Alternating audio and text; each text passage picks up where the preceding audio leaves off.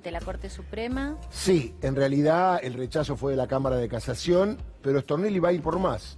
Roberto Rivas está evaluando un recurso de queja ante la Corte Suprema de Justicia para ver si la Corte le toma el expediente. Obviamente queremos que no, es una cuestión de un rebelde. Recordemos que si no fuese fiscal y está rebelde, no se sabría dónde está, porque estaría fugado. Como es fiscal y está en rebeldía y existen los fueros, está en sus casas o en tribunales. En tribunales trabajando. Entonces es muy rara la situación. Pero siguen pasando los días en cuanto a la rebeldía no se resuelve desde el punto de vista del sumario administrativo que ha hecho el Procurador General Eduardo Casal.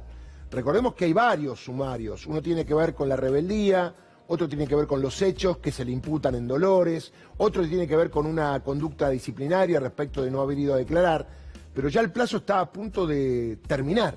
La semana que viene, por más que contamos los días de feria, los feriados, que son días hábiles, ya termina el plazo que tiene Marcelo Retes. Doy este nombre porque es un par de Stornelli, es el fiscal que está haciendo la instrucción del sumario contra Carlos Stornelli, el que toma declaración y el que va a elevar el dictamen a Eduardo Casal.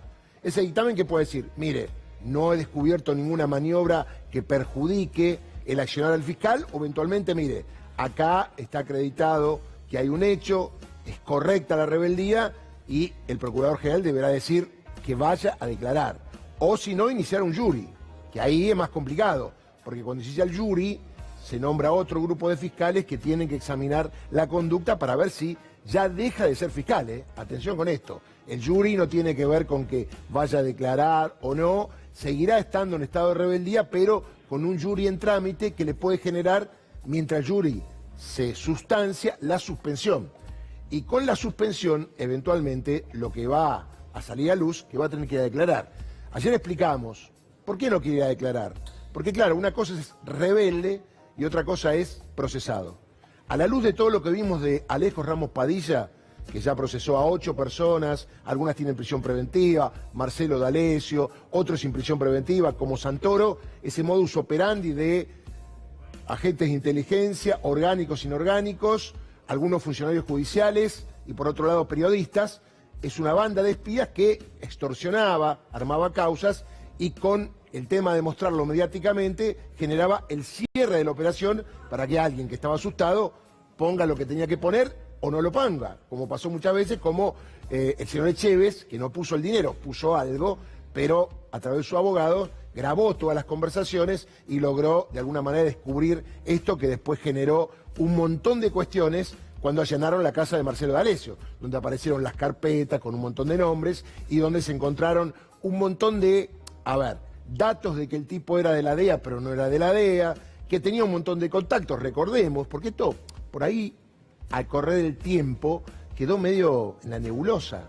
Él, cuando el juez allana personalmente, Alejo Ramos Padilla, quería hablar con Patricia Bullrich. Dijo, yo quiero hablar con Patricia Bullrich. No, señor, no puedo hablar con nadie.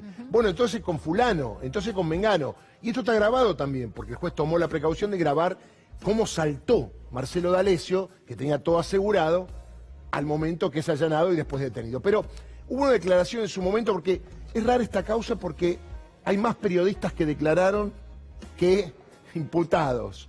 Y uno fue Eduardo Feynman, que declaró hace tiempo, y recordemos que se tomó la precaución de grabar todo lo que se decía. Si me ayudas, porque... Sí, dice, se procede a exhibirle un documento hallado en las computadoras de Marcelo D'Alessio, donde se observa un listado de llamadas telefónicas que corresponden con un abonado identificado como Eduardo Feynman en el teléfono de D'Alessio. Eso es correcto porque lo reconoció Feynman, que tenía relación con D'Alessio, que en realidad alguien se lo presentó y a partir de allí nació una relación que generaba que de vez en cuando iba a hablar de narcotráfico o de otros temas vinculados a su capacidad. Recordemos que escribió en La Nación, en Clarín, Marcelo D'Alessio como especialista en narcotráfico. Si me ayuda usted ahí... Claro, esto es lo que supuestamente contesta Feynman. Dice, sí, aparece muchas veces el número de mi mujer, el número de algunos abogados, qué sé yo. Sí, sé de qué se trata. Una vez el señor D'Alessio me dijo que a mí la AFI me estaba investigando, que me habían pinchado los teléfonos para saber con quién hablaba, cómo hablaba, qué hacía. que desde me había dicho que Marcos Peña había dado la orden al señor Arribas de investigarme o al menos saber de qué yo hablaba por teléfono. Bueno, bastante grave, parece un tema menor, pero habla de Marcos Peña, habla de Arribas, el poder encima de determinados periodistas, afines o no, pero es muy grave. Ahí tenés más. Entonces me dijo que yo te lo voy a solucionar. Esto sería D'Alessio, ¿no? Claro. Le dijo, yo te lo voy a solucionar. Bueno, hacé lo que quieras. Y un día vino con una carpeta, con ese listado, una carpeta donde además tenía las fotos de la puerta de la casa de mi mujer. Sí. Mi mujer es de Santiago del Estero, sus padres viven en esa provincia y a mí me llamó la atención porque daba la sensación como que efectivamente, y a ver si sigue esto, porque Gis... Claro, como que efectivamente me estaban siguiendo, ¿no? Supone uno Claro. que por ahí iba A la ver, declaración. era correcto por la información que tenía D'Alessio que estaba siguiendo, obviamente, a Eduardo Feynman, Claro, entre mirá, otros. me estaban siguiendo y me trajo esa carpeta y me dijo, quédate tranquilo que ya te la desactivé, porque a través de la DEA, la embajada, nosotros tenemos la posibilidad de desactivarte la pinchadura telefónica que tenés en tu celular. Bueno, parece una cuestión inverosímil, pero tiene que ver con muchos hechos de la realidad. Hablar con la DEA. Él ayer fue procesado Por y va una rumbo a falsa juicio oral chapa. por tener una falsa chapa. La pregunta es, ¿quién le dio la falsa chapa? O sea, ¿la DEA da falsas chapas o él la compró en otro lugar? Bueno, él chapeaba y de alguna manera generaba estos miedos. Por ejemplo, yo te digo a vos, Carla, ¿sabés que te están siguiendo? Y vos me decís, uy, No. dame una mano. Sí. Quédate tranquilo. Yo te Yo lo voy te a... lo soluciono. Y no sabemos si te estaban siguiendo, pero en este caso hubo fotos y hay otros periodistas, declaró Graña, otros periodistas también, muchos de América 24, que tenían que ver con cuando D'Alessio iba como invitado a hablar de narcotráfico, porque era un especialista.